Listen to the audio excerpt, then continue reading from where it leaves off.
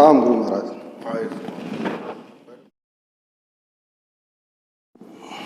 क्या नाम है आपका? हम सर्वेश कुमार। अच्छा, कहाँ से आए हो? हम जिला मैनपुरी लखौरा ग्राम से आए। अच्छा, ठीक ठीक। बताइए कैसे आए हो? हमारे कुछ शंका सवाल प्रश्न थे, अच्छा, उनको जानने के लिए आए। अच्छा, ठीक ठीक। बताइए क्या प्रश्न है? हे परम नाम धनी गुरु महाराज जी, आप हमें ये बतावें भक्ति प्राप्त करने के कौन कौन से साधन होते हैं? अच्छा, ठीक ठीक। आपका ये प्रश्न है कि भक्ति कैसे प्राप्त हो सकती है, कौन से साधन से हो सकती है? जी गुरु महाराज।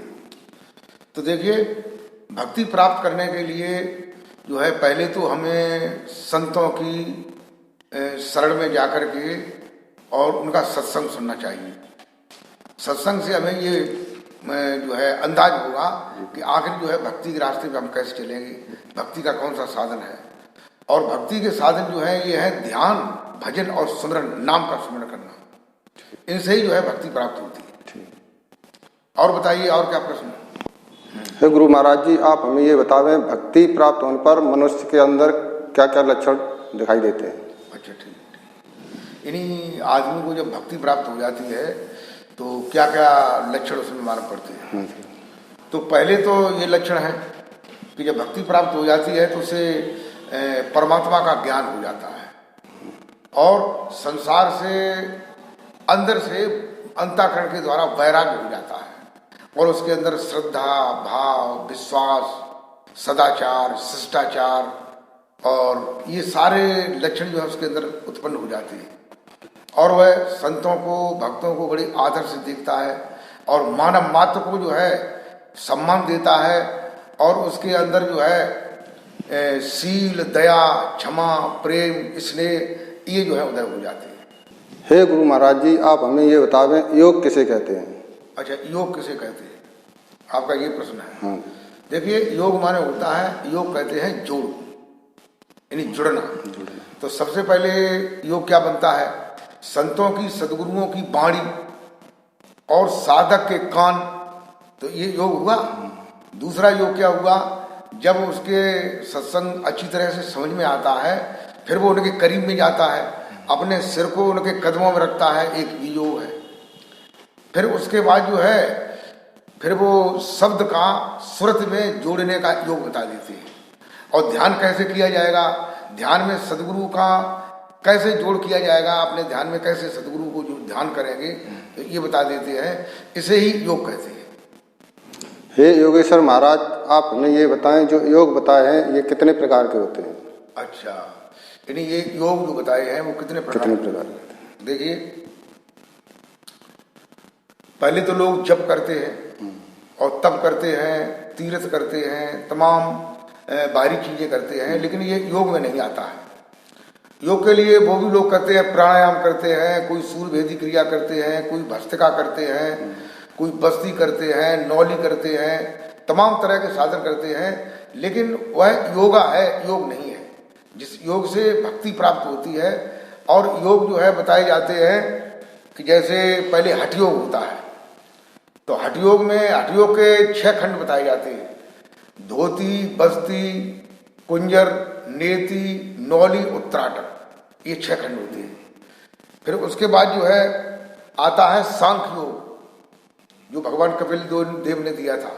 सांख्य के योग के बाद जो है लंबिका योग, तारक योग, राज योग और फिर बाद में आता है सहज योग।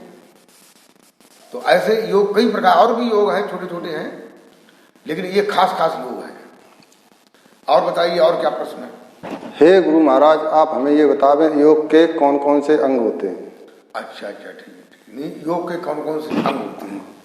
तो उसमें कहते हैं यम, नियम और आसन, प्राणायाम, प्रत्याहार, धारणा, ध्यान, समाधि, ये 8 योग के अंग होते हैं। इन 8 अंगों में जो पारंगत होता है वही आगे योग में सफल हो जाता है। ठीक है, और बताइए। हे सहज समाधि में निमग्न रहने वाले गुरु महाराज, आप ये बता दें समाधि किसे कहते हैं? अच्छा, समाधि किसे कहते हैं? देखो, समाधि शब्द जो है 2 शब्दों से मिलकर के बना है। एक शब्द है सम, समा, और दूसरा शब्द है आदि। तो आदि क्या है? आदि और अनंत जो है एक परमेश्वर है, जो पहले भी था, आज भी है, आगे भी रहेगा, वो कभी खत्म नहीं होता है। ऐसे परमेश्वर में जो अपने ध्यान को लगा करके, ये नाम में श्रुति को लगा करके अपने को समाधिस्थ कर देता है, समा देता है, उसे समाधि कहते हैं। हे गुरुदेव भगवान, आप ये बताएं समाधि कितने प्रकार की होती है? अच्छा, यानी समाधि कितने प्रकार की होती है? जी। समाधि 2 प्रकार की होती है, जिसे कहते हैं योग दर्शन में जिसे कहा गया है संप्रज्ञात समाधि और असंप्रज्ञात समाधि। संप्रज्ञात समाधि में कहते हैं जो विचारों से युक्त समाधि होती है, जैसे कहते हैं विचारानुगत, स्मृतानुगत, अस्मृतानुगत। इन्हीं साधक के अंदर जो विचार होते हैं, जैसे किसी के विचार जो हैं ये होते हैं कि वो भगवान राम को मानता है, कोई भगवान शंकर को मानता है, कोई भगवान कृष्ण को मानता है। तो उन्हीं विचारों के अनुसार जो है जब सुरत शब्द में जुड़ती है, ध्यानस्थ हो जाता है, तब उसके अंदर में जिसके कहते हैं जाके रही भावना जैसी, प्रभु मूर्त देखी तैसी, वैसे ही वह प्रभु का दर्शन करता है। इसे संप्रज्ञात समाधि कहते हैं।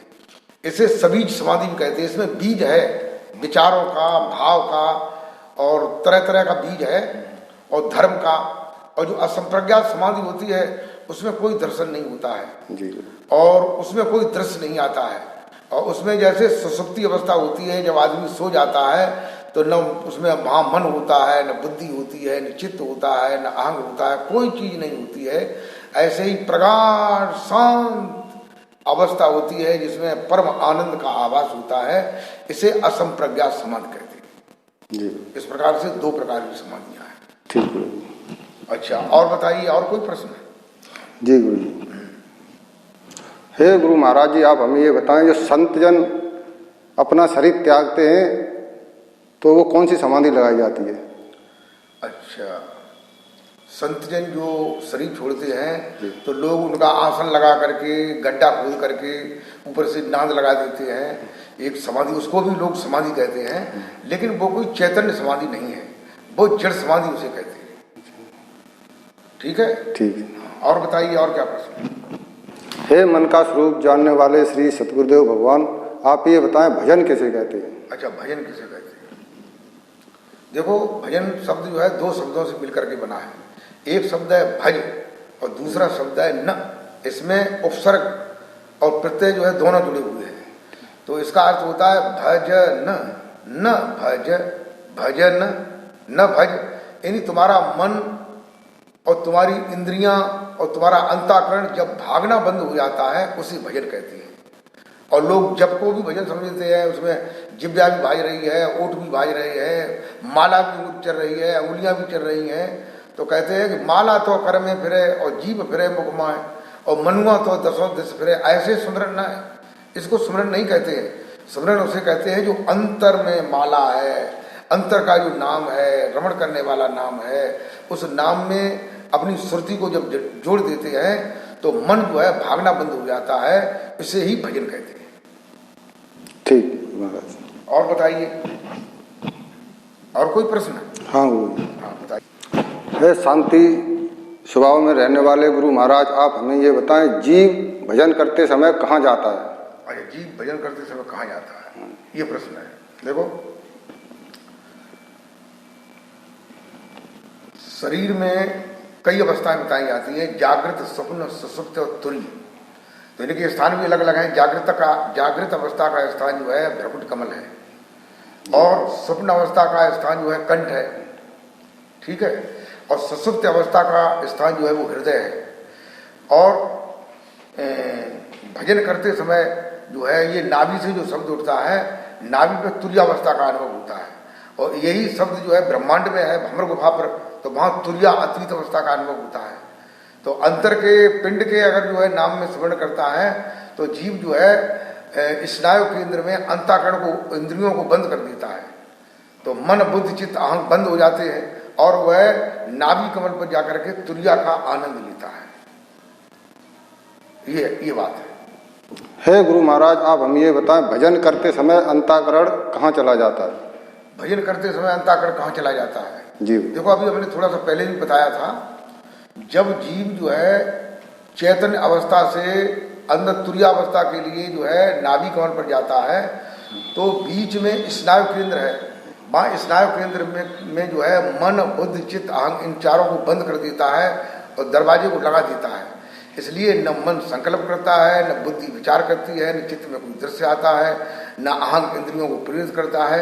ऐसे अंतःकरण को वो बंद कर देता है, फिर वहाँ कोई विचार किसी प्रकार की नहीं आती। हे गुरु महाराज, मैं कई जगह घूमा, कई सत्संगों में गया और फौज में रहते हुए भी जहाँ जहाँ गया संत महात्माओं के पास मौका मिला, लेकिन ऐसे सवाल जवाब मुझे मौका नहीं मिला। और जो मेरे पास प्रश्न थे वो यहाँ मेरी शंका समाधान पूर्ण रूप से हो गया। अच्छा, ठीक।